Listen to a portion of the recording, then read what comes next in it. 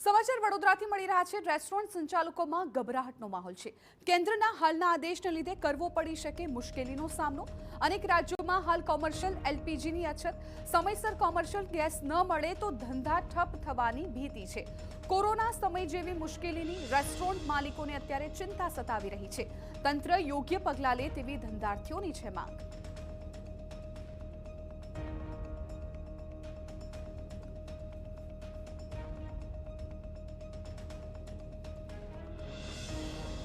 Middle ઇસ્ટના દેશોમાં જે રીતે યુદ્ધની પરિસ્થિતિ છે અને યુદ્ધની પરિસ્થિતિની અસર ભારત પર સીધી જોવા મળી રહી છે।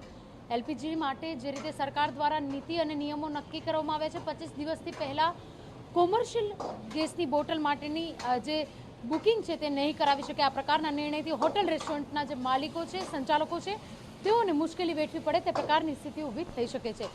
વડોદરા શહેરમાં પણ અનેક રેસ્ટોરન્ટ્સ આવેલા છે જેમાં આ પ્રકારની સ્થિતિ ઊભી થઈ શકે, કારણ કે જે રીતે એલપીજી સિલિન્ડર માટેનું જે ગોડાઉન છે ત્યાં આગળ શોર્ટેજ છે। ત્યારે વડોદરા શહેરના એક રેસ્ટોરન્ટ સંચાલક આપણી સાથે હાજર છે, તેમની સાથે વાત કરીશું। જે રીતની પરિસ્થિતિ અત્યારે સર્જાઈ રહી છે, કેવો માહોલ છે અને આપને પણ લાગી રહ્યું છે કે જે રીતની શોર્ટેજ છે તે પ્રમાણે આગામી દિવસોમાં મુશ્કેલીનો સામનો કરવો પડશે? અત્યારે તો ઓલરેડી સિલિન્ડરના ભાવ વધી ગયા છે। લગભગ 120 રૂપિયાના વધારો આવ્યો છે કોમર્શિયલ સિલિન્ડરમાં, અને હજી પણ 2 થી 3 વખત ભાવ વધશે એવું ગણિત દેખાય છે। બિલકુલ, એસેન્શિયલ કોમોડિટી એક્ટ પ્રમાણે જે રીતે 25 દિવસથી પહેલા નવા સિલિન્ડરની બુકિંગ નહીં કરી શકાય, કોમર્શિયલ માટે આ પ્રકારનો એક્ટ લાગુ કરવામાં આવ્યો છે। જે પ્રકારની સ્થિતિ છે, સંગ્રહખોરી ના વધે તે આયોજન કહી શકાય। તેને લઈને આપનું શું માનવું છે કે રેસ્ટોરન્ટ સંચાલકોને કેટલી મુશ્કેલી પડી શકે? એમાં તો પછી મુશ્કેલીમાં એવું છે કે રેસ્ટોરન્ટની અંદર લિમિટેડ ગેસનો પુરવઠો રાખી શકાય, કારણ કે એમાં હોનારત થવાની શક્યતાઓ છે।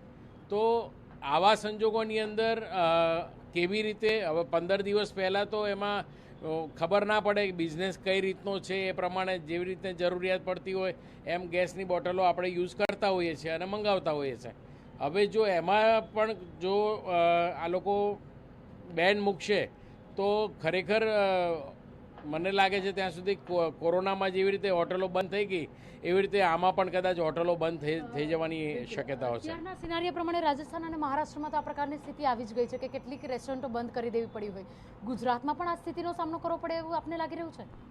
ગુજરાતમાં હું તો એવું કહું છું કે એક તો નરેન્દ્ર મોદી, અમિત શાહ ગુજરાતના છે, પ્લસ અદાણી અને અંબાણી એ પણ ગુજરાતના છે।